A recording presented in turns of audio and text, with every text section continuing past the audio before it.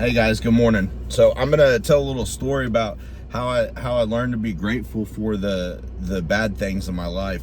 So it's gonna start off. I was a year into my recovery, right, and I was just kind of holding on, just nails on a cliff kind of thing. Like I wasn't actually getting any real recovery. I was just staying clean. Right at a year and a little bit before a year into my recovery, I lost my best friend. He passed away, and I know for a lot of people, like if that was to happen, it might cause them to go the other way. But for me, I just didn't want him to. It was a weird thing. Like I didn't want him to like live his life to not mean anything, or his death to not mean anything. I know it's weird, but it's the truth. And so I finally asked somebody to help me in my recovery journey, right? And I reached out. Well, at this time in my recovery, I was living at my grandma's house on a futon, right? So I had got this. I'm working with this guy. He got me this really good job. Everything was kind of going good, you know.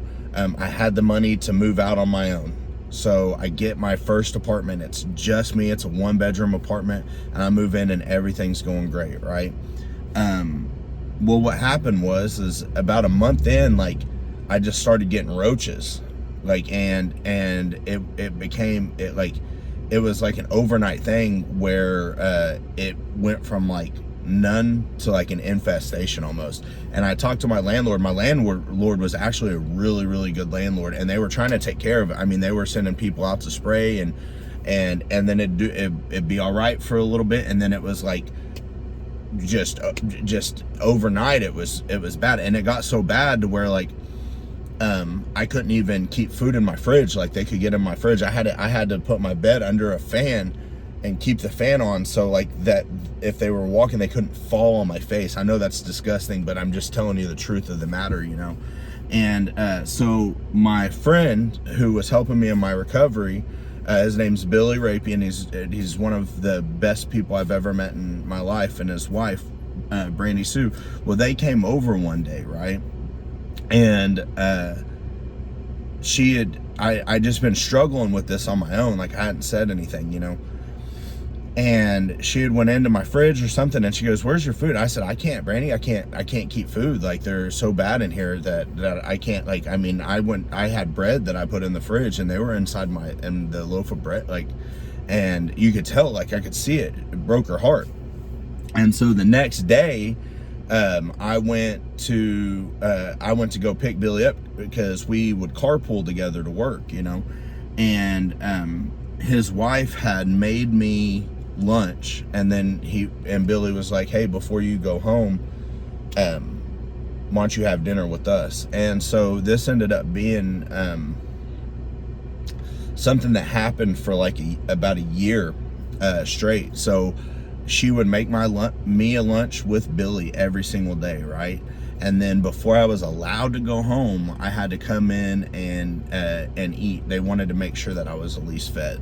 And so it's funny because I'm telling this story for two reasons. One, it was a place where I found my recovery, but bigger than that, it was a place where I found my faith. I had no relationship with my higher power. I had no relationship with Jesus, and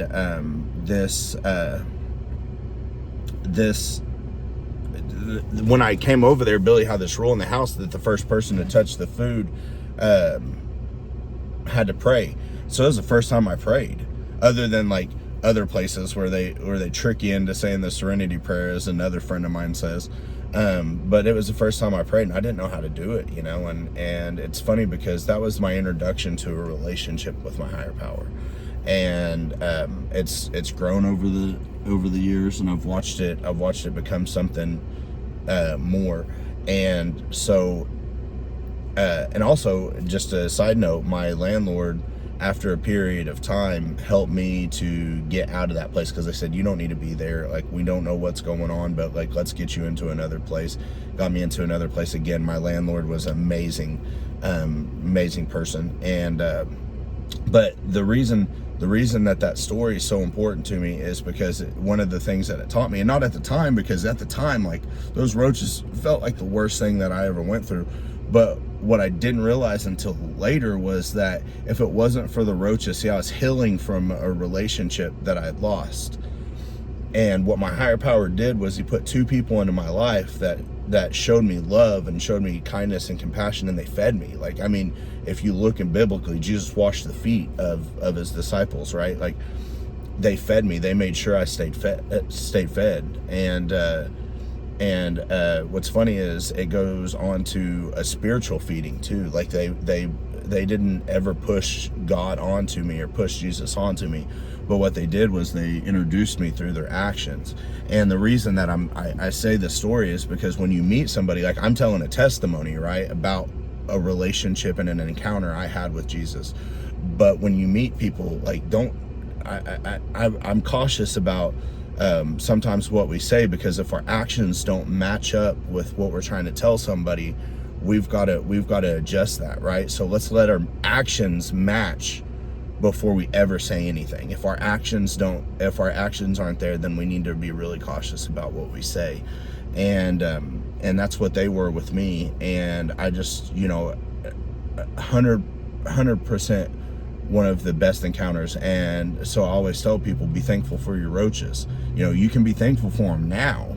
And that's one of the things that I practice today, is how can I be thankful for my roaches today? When I'm going through something hard, like, I understand today that my higher power is teaching me something.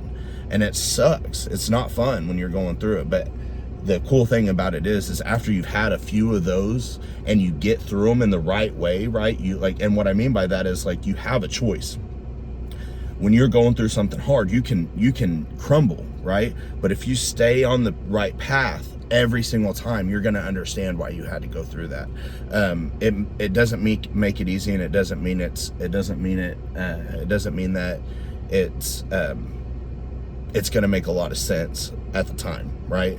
But there will come a point where you kind of have an understanding of why you had to go through that. And I truly believe that if you seek God in it, that answer will be revealed.